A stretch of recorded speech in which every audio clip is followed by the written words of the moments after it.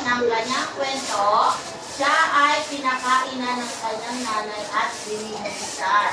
Pagkatapos niyang binihisan, siya ay nagsimula ng mag-aral at gumawa ng mga assignment or takdang aralin.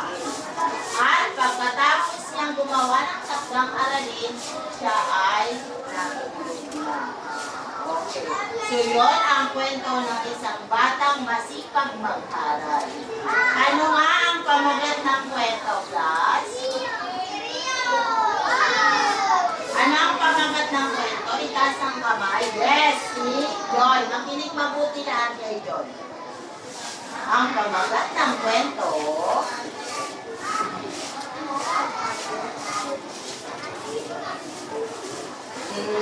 yun po ba ang pamagat ng kwento? Malapit na ang sagot ni Joy.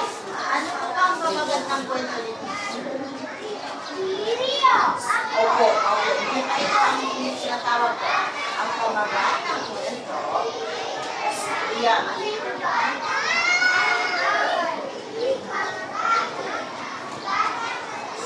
Very good.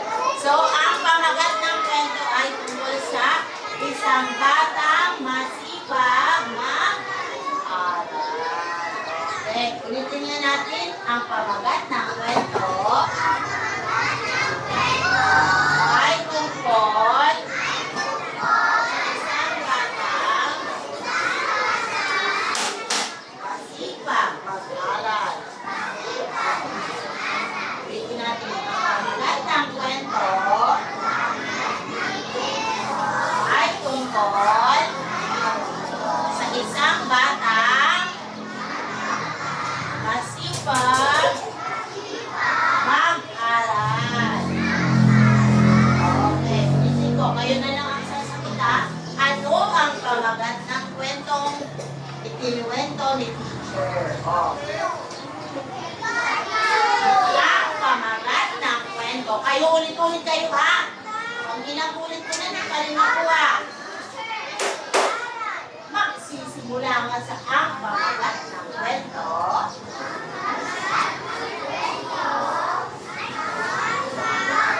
Ay tungkol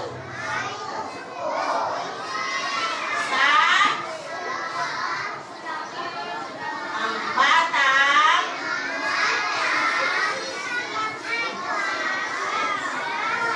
bilis-bilisan nyo naman ang batang masipag mag-aral ko. Ulitin natin ha, pag di nyo talaga ma-perfect yan. Mali naman yung sinasabi mo. Ang pamagat ng kwento ay tungkol sa ang batang masipag mag-aral. Ulitin siya ang tanong. Tungkol saan ang kwento?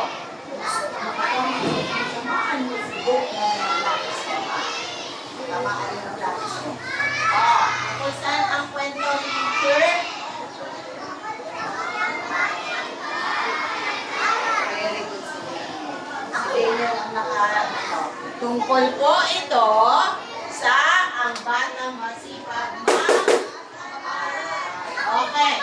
Tumigil ka nga rin doon. Ikaw na ang ginawa kong tauhan doon. Ang dadal mo pa. Ito na lang makinig. Bukas iba namang tauhan. Okay. So, sino ang pangunahing tauhan sa kwento? Ay, ganyan ba sumagot? Paano ang pagsagot ng tama?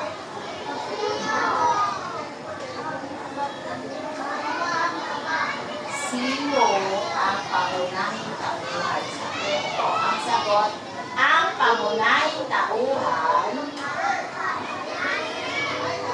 sa kwento ay ang batang si Rio. Balik nga doon, ako naiinis. Bumalik yung dalawa. Wala ba sinasabi sa teacher na magsusulat? Tuturo na. Wala pa nga. Wala pa magsusulat. Upo.